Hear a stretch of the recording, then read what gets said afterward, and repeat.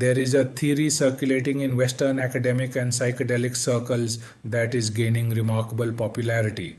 It goes like this: the Vedic Soma, the sacred drink of the Rigveda, the divine cup of ancient India, the substance that gods drank before battle and sages drank before revelation, was a red and white mushroom, specifically Amanita muscaria, the fly agaric, the same fungus that appears in Siberian shamanic rituals, the same mushroom that decorates Christmas cards across Europe, the same image associated by some researchers with Santa Claus himself.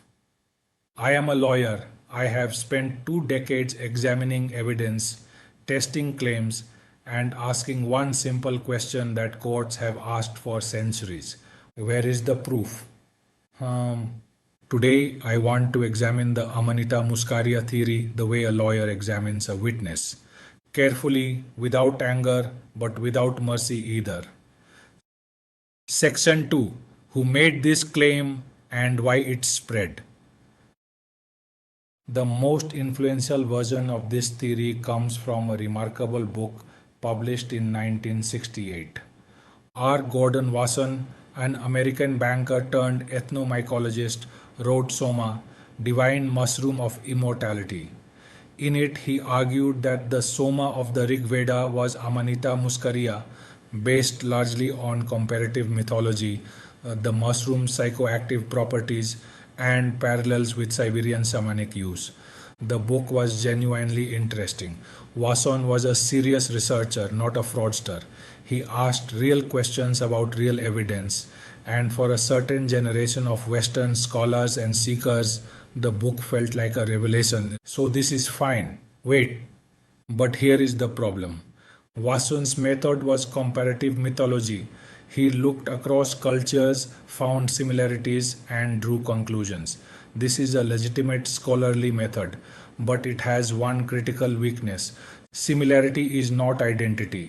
Yes, similarity is not identity. A snake and a river both curve. They are not the same thing. The fact that Siberian shamans used Amanita muscaria in rituals that had some structural resemblance to Vedic Soma rituals does not prove that the Vedic priests were using the same mushroom. For that, you need Indian evidence: specific, material, continuous, local. And that is precisely where the Amanita theory collapses. Section 3: The lawyer's test. 4 questions. In law, when we examine a claim, we ask it to satisfy certain basic tests. I applied 4 of these tests to the Amanita muscaria theory. Okay? Test 1: Archaeological evidence. Does Amanita muscaria appear in the Indian archaeological record, in seals, paintings, ritual objects, plant remains, in any period that could connect it to the Vedic world? The answer is no credible evidence has been found. Contrast this with cannabis. Archaeological evidence for hemp use in India and the wider Eurasian world goes back thousands of years. Cannabis fibers, seeds, and residues have been found across archaeological sites. The plant left a material footprint. Amanita muscaria in the Indian subcontinent has not. So, Amanita fails this. Okay. Test 2: Ritual continuity. Does Amanita muscaria appear in any surviving Indian ritual, however transformed, however local, however marginal? A sacred substance that was central to the most important ritual in Vedic religion should have left some trace, not necessarily under its original name, not necessarily in its original form, but some trace in a festival, a preparation, a folk custom, a regional name, a taboo, a proverb.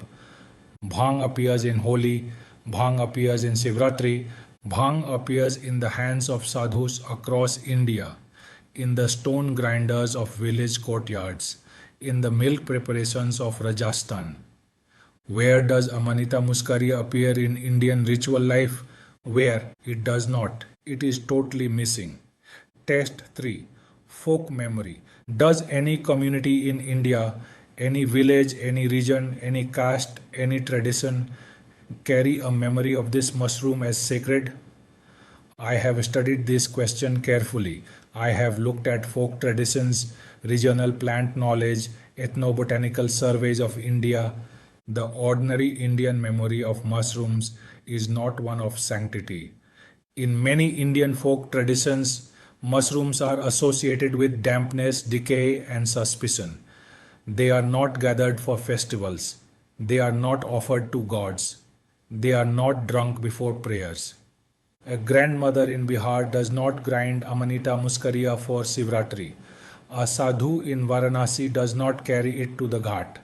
A priest in Kerala does not prepare it for a ritual cup. Amanita is nowhere to be found in Indian traditions and cultures. Test 4. Linguistic trace. Does the word Soma or any close relative of it survive in Indian languages in connection with this mushroom? Again, no. The word Soma survives in India. It survives in names Somanath, the great Shiva temple. It survives in Sanskrit compound words. It survives in the association of Soma with the moon, with Shiva, with the idea of dissolution and peace. None of these linguistic survivals point toward Amanita muscaria. Okay? 4 tests, 4 failures. In a court of law, a witness who fails every test of corroboration is not dismissed with anger. They are simply not believed. Section 4. The Santa Claus Problem.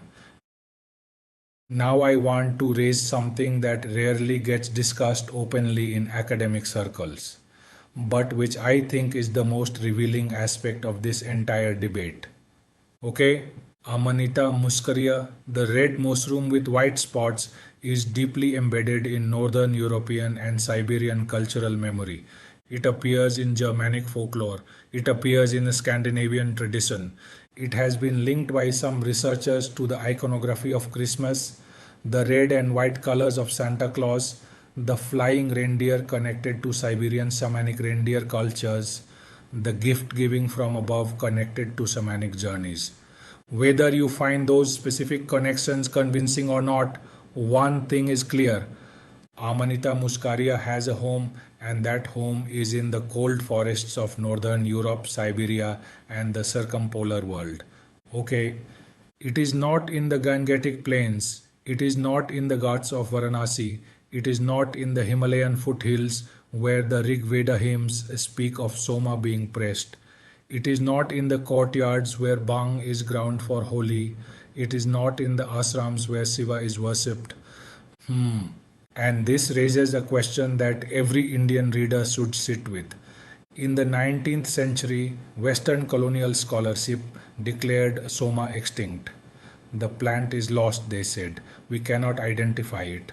The tradition has died. In the 21st century, Western psychedelic scholarship arrives with a new answer. We have found it, they say. It was a mushroom. Our mushroom from our shamanic tradition, connected to our winter festivals. Looks like a conspiracy.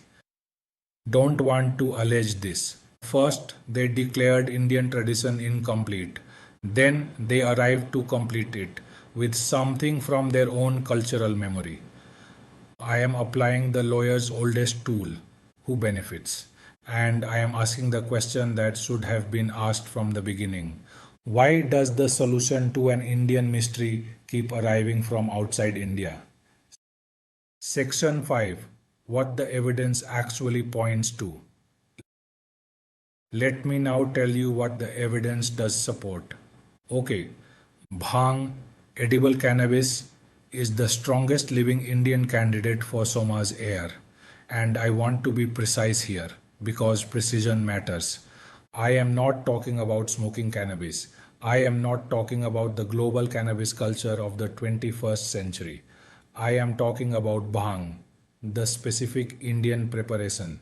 Leaves ground on stone, mixed with milk, spices, sometimes almonds and rose water, consumed as a drink or an edible. This is a fundamentally different cultural practice from anything in the Western cannabis tradition.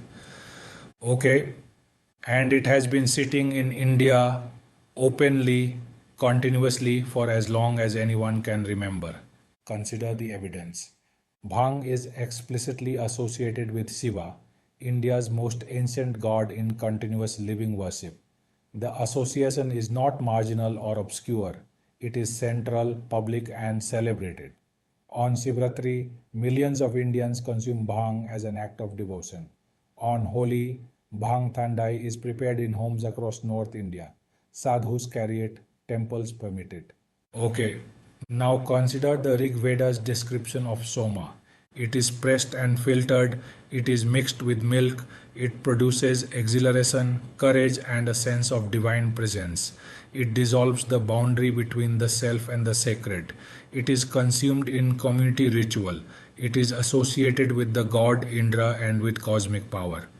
Okay, does this description fit a mushroom that grows in Siberian forests, has no surviving Indian ritual context, and leaves no folk memory in the subcontinent?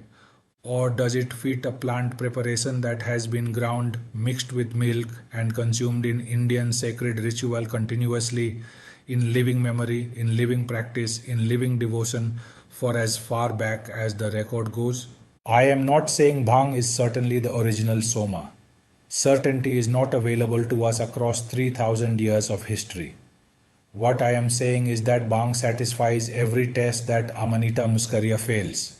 Archaeological plausibility, ritual continuity, folk memory, linguistic trace, living practice, sacred association, Bhang passes. Amanita Muscaria does not. Section 6. The deeper question. But there is something even deeper here than a botanical debate. Why did India stop recognizing its own cup? This is the question that haunts this entire inquiry. A civilization that produced the Rigveda, that gave the world Buddhism and non-violence and the decimal system and chess, somehow forgot what it put in its most sacred ritual vessel? And the answer, when you follow the archaeology, the politics, and the history of ideas, is that India did not forget. India was told to forget. How and why? Let's see. Colonial scholarship in the 19th century did not merely study Indian tradition. It classified it. It ranked it. It decided what was sophisticated and what was primitive, what was worthy of preservation and what was merely folk superstition.